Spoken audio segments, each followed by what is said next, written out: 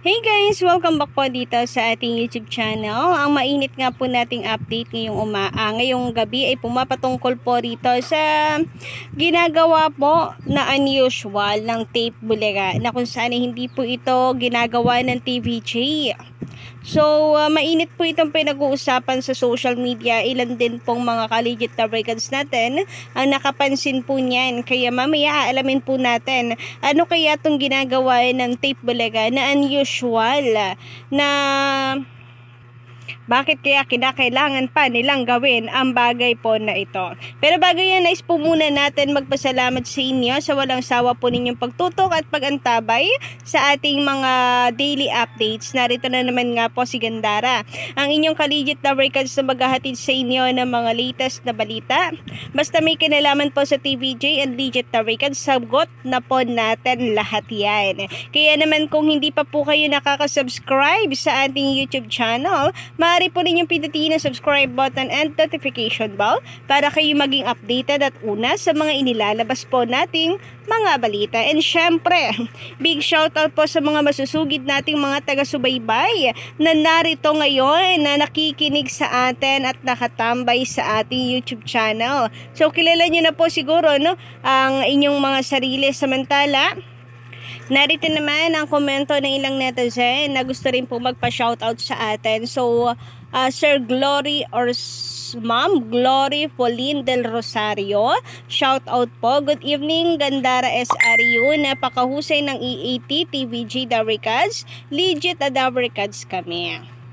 Ganun din po kay Sir Denzel Wessington. Shoutout. It's saya. Third day. More power, Mayor Jose, TVJ Solid, Legit Davricats. Samantala, shoutout din po dito kay Sir Edgimar Esteban Armas and Dennis Damasino.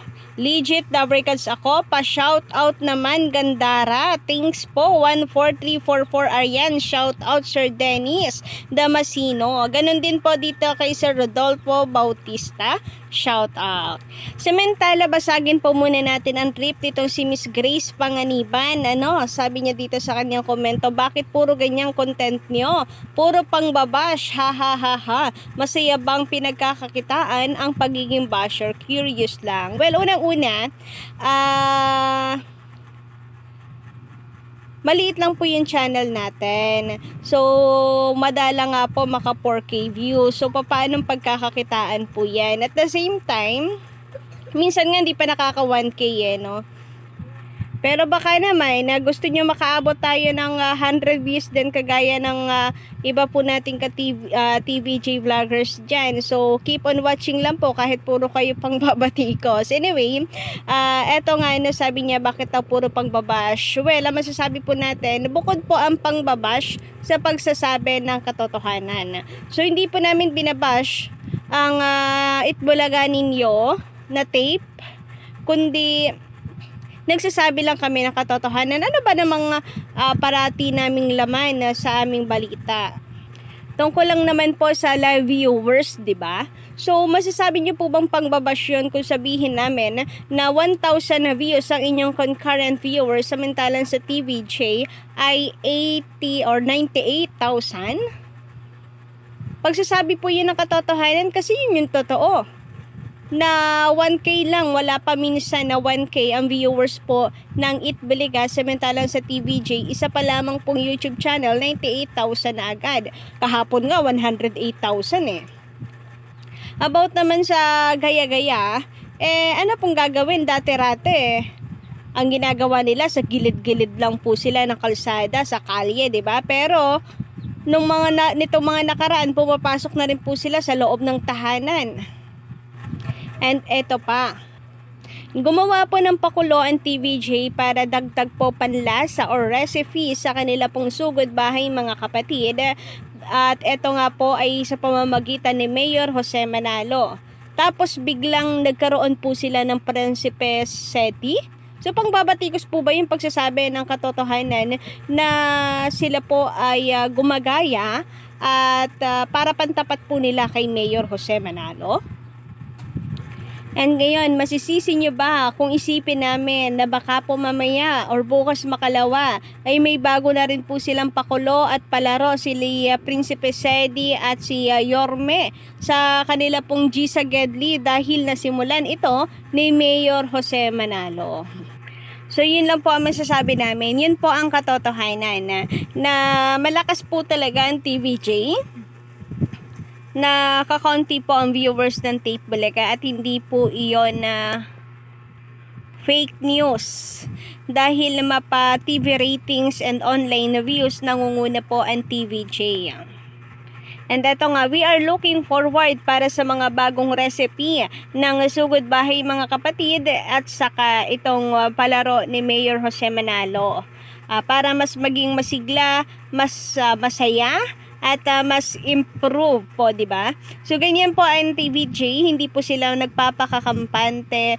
Ginagawa lang po nila yung best po nila na palagay po nila ay makakapagbigay ng saya, tuwa sa mga manonood. Lalong higit po sa atin ng mga Kalichik Davrikads. Samantala itong kabila naman ay meron pong ang usual na ginagawa na kung saan ay hindi po to ginagawa ng TVJ, no? Na sinabi po nitong isang Collegiate Davrikads po natin. So sabi niya dito, ngayon lang ako nakakita sa kabila na kino-commercial ang EB para i-promote. Pero noon, no need na. Sikat na eh. Kilala na ang It Bulaga with TVJ and Davrikads. So ayan, kino-commercial na rin po pala ngayon ng It Bulaga. Dati-rati hindi po yung ginagawa ng TVJ and grabe. Kinakailangan po nilang i-commercial ang It Bulaga. Nitong mga nakaraan na nakikita lang po natin, pinopromote ng GMA sa kanilang article, ng PEP-PH, di ba? Panay po sila ng post sa YouTube, Facebook, Twitter, pati po sa Instagram na rin marahil at TikTok. Post na po ng post ang GMA Network ng mga balita hinggil po sa mga kaganapan sa It Bulaga like G sa Gedli para i-promote ito. Pero ngayon umabot na sa pagko-commercial. Grabe nga po yon. Dati-rate hindi po ito kinakailangan. Hindi to ginagawa ng TVJ. Kasi kilala na nga po ang TVJ. Hindi po kailangang i-promote like i-commercial para palalahanan ng mga tao na, oy, may It Bulaga ha. Manood po kayo. Wala pong ganon. Tama na po ang kanilang sariling Facebook page, ang kanilang YouTube channel. Sa kanila pong ginagawang pagbablog, sariling paraan. Gawa ng paraan para po mapalakas ang kanilang programa. Pero dito sa kabila, kinakailangan po nila ang tulong ng GMA Network. Samantala, narito naman po ang komento ng ilang netizen. Nakakatawa talaga sila. Ang EAT or original na It Bulaga, nakatatak na yan. Sabi ko nga, Hall of Fame na walang makakatalo, TVJ legit Davrikads. Kahit i-promote, wala pa ring audience with laughing emoji. The legit pa rin kami, TVJ solid. Di kasi nag-rate ang show. At may pinapabasa sa mga tao para sure na hindi babanggitin sila bossing. Ano ba yan, Isko? Halata kasi na may kodigong pinapabasa. Kawawa naman kayo, hehe. Tama na yan mga kuneho. Lalo lang tumatanyag ang TVJ kasi alam ng tao na TVJ ang It Bulaga kahit commercial pa ng fake Bulaga. Nakita ko nga, ano ba yan? Pati yun ginagawang commercial. TVJ, the original, TVJ pala, the original It Bulaga. Kahit san pang channel sila malipat, susundan pa rin sila ng mga manonood kasi sila na ang nakalakihan na nakasanayan na panoorin. Saka puro original gawa nila, di gaya sa kabila. Pati ngiti at tawanan na parang pilit lang. Kaya saan pa tayo? TVJ legit Davrikads, EAT sa TV5 na tayo. Thank you so much po, no, sa pag-appreciate po sa effort ng TVJ. Dito, sabi pa rin dito, tama, kahit saan pumunta, kahit magloko pa channel nila sa TVJ pa rin kami. Flop na kasi ang fake bulaga ng tape simula nung mawala ang TVJ at original Dabber Cats. Parang sa gamit din yan. Pag fake, walang silbi at walang value. Pag orig, pang matagalan. Ang original and legit EV Dabber Cats TVJ tandem, walang makakagaya sa original EV TVJ Dabber Cats tandem. Wala nang tatalo sa TVJ Dabber Cats, parang paksiw yan habang tumatagal lalong sumasarap. Love you, TV5. Flop na kasi ngayon ang EB.